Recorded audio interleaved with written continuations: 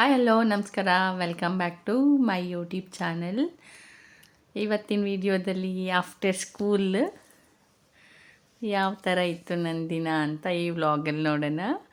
ನಾನು ಸ್ಕೂಲ್ ಮುಗಿಸ್ಕೊಂಬಂದೆ. ನಮ್ಮ ಸ್ಕೂಲಿಂದ ಸ್ವಲ್ಪ ಮುಂದೆನೇ ಮುನೇಶ್ವರ ಸ್ವಾಮಿ ಟೆಂಪಲ್ ಇದೆ, ಅಲ್ಲಿ ಬಂದು ವೆಯ್ಟ್ ಮಾಡ್ತಿದ್ದೆ. ನಮ್ಮ ಮನೆಯವರು ಮೋದಿ ಕೇರಲ್ಲಿ ಟ್ಯಾಬ್ಲೆಟ್ಸ್ ತಗೊಬೇಕಿತ್ತು ಅತ್ತೆಗೆ.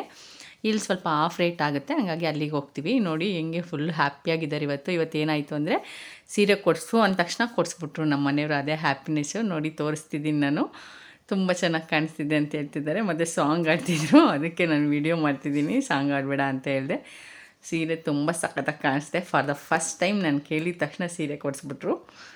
ಸರಿ ತಗ ಆಯಿತು ಅಂತ ಹೇಳ್ಬಿಟ್ಟು. ಸೀರೆ ಹೇಗಿದೆ ಅಂತ ಕಮೆಂಟ್ ಮಾಡಿ. ಸಖತ್ತಾಗಿದೆ, ನಂಗೆ ತುಂಬ ಇಷ್ಟ ಆಯಿತು.